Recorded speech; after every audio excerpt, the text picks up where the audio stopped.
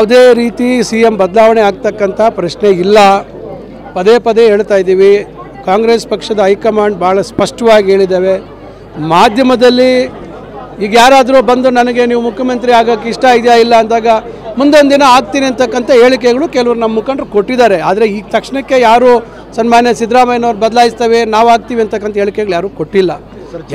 ರಾಜಕಾರಣ ಅಂದಮೇಲೆ ಭಾಳಷ್ಟು ಜನಕ್ಕೆ ರಾಜಕಾರಣದಲ್ಲಿ ಒಂದು ಉನ್ನತ ಸ್ಥಾನಕ್ಕೆ ಹೋಗಬೇಕು ಅಂತಕ್ಕಂಥ ಬಯಕೆ ಇರ್ತದೆ. ಒಬ್ಬ ಗ್ರಾಮ ಪಂಚಾಯತಿ ಸದಸ್ಯರಾದರೆ ಅಧ್ಯಕ್ಷರಾಗಬೇಕು ಅಂತ ಇರ್ತದೆ, ಒಬ್ಬರು ತಾಲೂಕು ಪಂಚಾಯತಿ ಸದಸ್ಯರಾದರೆ ಅಧ್ಯಕ್ಷರಾಗಬೇಕು. ಈ ರೀತಿ ಅವ್ರದ್ದೇ ಆದಂಥ ರಾಜಕೀಯ ಆಸೆಗಳಿರ್ತದೆ. ಆದರೆ ತಕ್ಷಣಕ್ಕೆ ಆ ರೀತಿಯಾದಂಥ ಗೊಂದಲ ಸಮಸ್ಯೆ ಯಾವುದೂ ಇಲ್ಲ.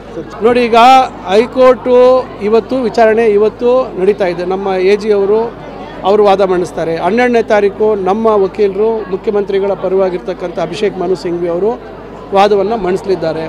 ನೋಡೋಣ, ಇವತ್ತು ನ್ಯಾಯಾಧೀಶರ ಮುಂದೆ ಇದೆ.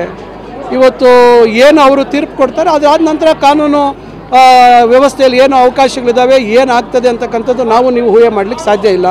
ನಮಗಂತೂ ನಂಬಿಕೆ ಇದೆ, ಖಂಡಿತ ಇದರಲ್ಲಿ ಯಾವುದೇ ಹುರುಳಿಲ್ಲ. ನ್ಯಾಯಾಧೀಶರು ಕೂಡ ಏನೋ ವಾದ ವಿವಾದ ನಡ್ತಕ್ಕಂಥ ಸಂದರ್ಭದಲ್ಲಿ ಆಯ್ತು ರೀ ಇದರಲ್ಲಿ ಮುಖ್ಯಮಂತ್ರಿಗಳ ಪಾತ್ರ ಏನಿದೆ ಅಂತಕ್ಕಂಥ ಪ್ರಶ್ನೆಯನ್ನು ಕೂಡ ಹಾಕಿದ್ದಾರೆ. ಅದರಿಂದ ಅವರು ಏನೇನು ವಾದಗಳು ಮಂಡಿಸಿದ್ದಾರೆ ಅದಕ್ಕೆ ಪ್ರತ್ಯುತ್ತರವಾಗಿ ನಮ್ಮ ವಕೀಲರು 12ನೇ ತಾರೀಕು ಎಳೆಯಾಗಿ ಪ್ರತಿಯೊಂದು ವಿಚಾರಕ್ಕೂ ಜವಾಬು ಕೊಡ್ತೇವೆ, ಉತ್ತರ ಕೊಡ್ತಕ್ಕಂಥದ್ದಿದೆ. ಅಂತಿಮವಾಗಿ ನ್ಯಾಯಾಧೀಶರು ಅವರ ತೀರ್ಪಿಗೆ ನಾವೆಲ್ಲರೂ ತಲೆಬಾಗ್ತೇವೆ.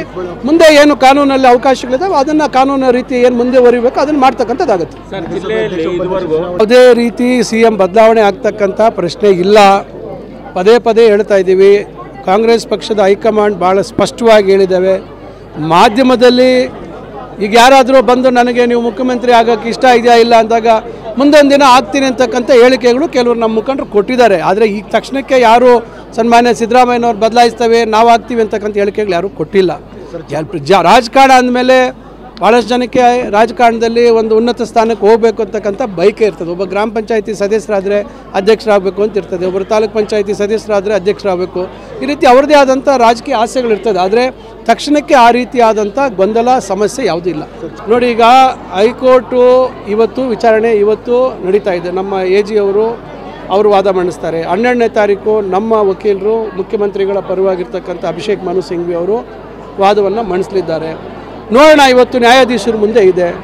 ಇವತ್ತು ಏನು ಅವರು ತೀರ್ಪು ಕೊಡ್ತಾರೆ ಅದಾದ ನಂತರ ಕಾನೂನು ವ್ಯವಸ್ಥೆಯಲ್ಲಿ ಏನು ಅವಕಾಶಗಳಿದ್ದಾವೆ, ಏನಾಗ್ತದೆ ಅಂತಕ್ಕಂಥದ್ದು ನಾವು ನೀವು ಊಹೆ ಮಾಡಲಿಕ್ಕೆ ಸಾಧ್ಯ ಇಲ್ಲ.